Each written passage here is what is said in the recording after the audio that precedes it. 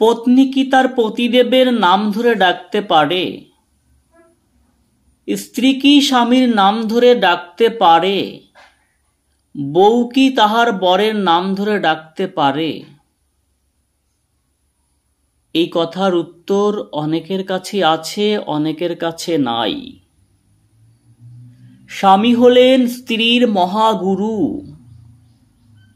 নারীদের শরীর কঠোর তপস্যার উপযুক্ত নন, সেই জন্যই ব্রহ্মা নারীদের মুক্তির জন্য পুরুষের সাথে বিবাহ বন্ধনের সৃষ্টি করেছেন।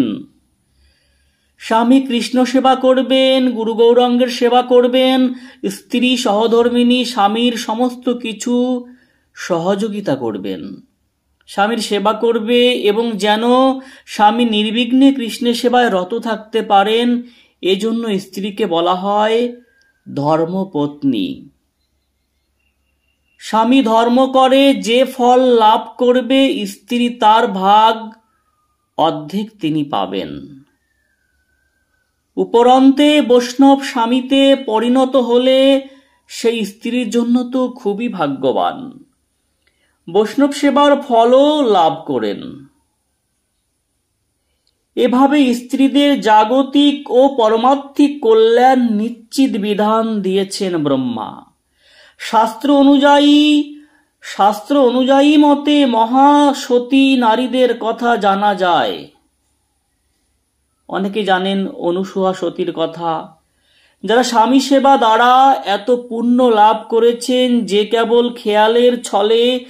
কেবল খেলার ছলে ইন্দ্রাদি দেবতাদের পরাস্ত করে দিয়েছেন। আজও বৃন্দাবনে গেলে দেখবেন গোবর্ধন পরিক্রমার সময় স্বামী প্রতি পদে পদে যখন গোবর্ধনকে দণ্ডবত প্রণাম করছে, আর স্বামীর সঙ্গে তার সহধর্মিণী চরণধূলি মস্তকে মাথায় করছেন। দেবী লক্ষ্মী, দেবী পার্বতী উনাদের স্বামীকে বলে হে প্যাননাথ, হে পতিদেব, হে স্বামিনী, হে আচার্য, হে চক্রধারী, হে শূন্যপাণি, এইভাবেই সম্বোধন করেন।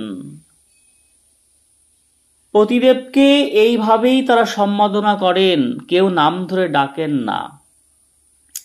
কলিযুগে প্রত্যেকেরই কর্তব্য পতিদেবতার নাম ধরে না ডেকে এইভাবে ডাকুন তো।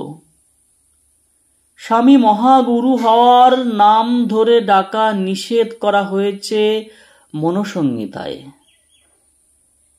স্বামীর নাম ধরে ডাকায় নিষেধ করা হয়েছে মনুসংহিতায়। সতী স্ত্রী স্বামীকে প্রভু, স্বামীকে আর্য, প্রিয়, প্রিয়তম ইত্যাদি কিংবা সম্বোধন করে থাকেন। এমনকি অমকের বাবা, তমকের বাবা এমন ভাবেও ডাকেন, কিন্তু তারা কেউ নাম ধরে ডাকেন না। এবার ভেবে দেখুন নিজেরা কি করবেন। তবে ভক্ত পরিমহলে স্বামীকে প্রভু বলেও ডাকা প্রচলিত আছে, প্রভু বলা যায়।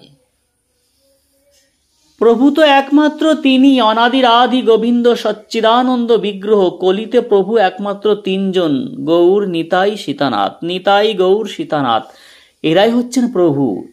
আর বাকি যাদেরকে প্রভু বলবেন, নিজেকে মনে করবেন তারাও যেন এই তিনজনই। নিজের পতিদেবকেও মনে করবেন দয়াল নিতাই চাঁদের সাথে তুলনা করবেন যখনই প্রভু বলতে, তখন আর দ্বিধা থাকবে না, প্রভু বলে সম্বোধনা জানাবেন। সতী নারীর পতি সেবার থেকে বড় আর কিছু নেই।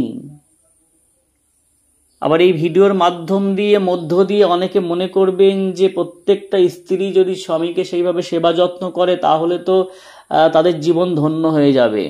কিন্তু সেই সব পুরুষ পতিদেবতা তারাও বিবেচনা করবেন নিজের স্ত্রীকে অনেক সময় মহাজ্ঞানে পুজো করতে হয়, সেই ভজন পেতে হবে তো।